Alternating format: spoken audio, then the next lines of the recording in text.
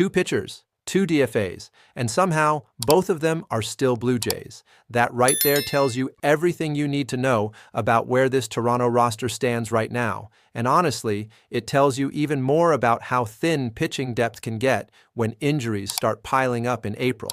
Josh Fleming and Austin Voth. If you've been following this team at all through the early part of the season, you know those names.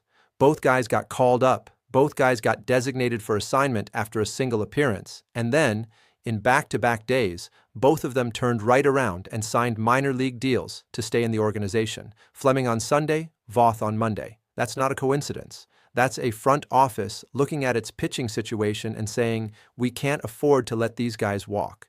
Let's start with Voth, because his path here is a little more interesting. The White Sox released him at the tail end of spring training. 33 years old, right-handed, and just kind of floating around after Chicago decided they were done with him. The Blue Jays scooped him up on a minor league deal, which, at that stage, nobody was really paying much attention to, just another arm in the system. But then the injuries started, and then Brendan Little wasn't getting it done, and suddenly Voth goes from a guy just trying to stay relevant to a guy getting a phone call telling him to get to the big leagues. He debuted on April 5th. And of all the teams to debut against, it was the White Sox, the team that just cut him weeks earlier. 2 2/3 innings, 1 run, 3 hits, a walk, a strikeout. That is not a disaster by any stretch. It's a solid first outing, the kind of line that at least keeps you in the conversation. But it didn't matter. The numbers game is ruthless, and Voth was a victim of it. 1 game, DFA'd, gone. Or so it seemed. Fleming's story runs pretty parallel. He signed a minor league deal with Toronto in the offseason, a depth move, the kind you make quietly without any real expectation that the guy is going to see the big leagues anytime soon.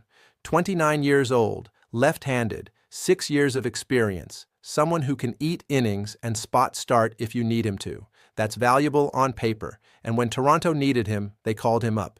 April 6th, 1 appearance, 3 innings, and the line was ugly. 4 runs, 6 hits, 2 walks, 1 strikeout. That is not the kind of outing that keeps you in the bullpen. But here's the thing that gets lost when you just look at the numbers. The Blue Jays weren't cutting these guys because of what they did on the mound. Not really. They were cutting them because the roster was in a constant state of motion. A taxed bullpen forces you to cycle through arms. You bring fresh guys up, you shuffle others out, you keep things from completely falling apart. Voth and Fleming just happened to be the ones cycling out when the music stopped. Now they're back. And that's actually the more important part of this story. When a player clears waivers and elects free agency, they have options. They can go somewhere else. They can test the market, see if another team gives them a shot at a roster spot rather than AAA time in Buffalo. The fact that both Fleming and Voth said yes to coming back, that matters. It suggests some level of buy-in, some belief that they still have a path to the big leagues through this organization. And from Toronto's perspective, getting them back on minor league deals is as low risk as it gets. You're talking about 2 experienced arms. Voth has 39 career starts and 169 relief appearances over 8 years in the majors. You don't accumulate that kind of track record by accident. He knows how to pitch. He's navigated big league lineups long enough to have a real sense of what works and what doesn't. And as a swingman, someone who can go multiple innings in relief or potentially start, if you need him to, that flexibility is exactly what a team dealing with rotation injuries is going to need. Fleming brings that same kind of versatility, 6 years in the big leagues, a mix of starting and relieving, a left-handed option in a bullpen that can always use another angle. His numbers on April 6th weren't good, but 1 bad outing does not erase 6 years of professional experience.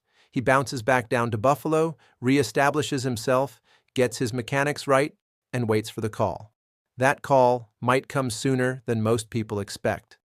Because here's the reality with this Toronto squad right now. The injury situation is not resolved.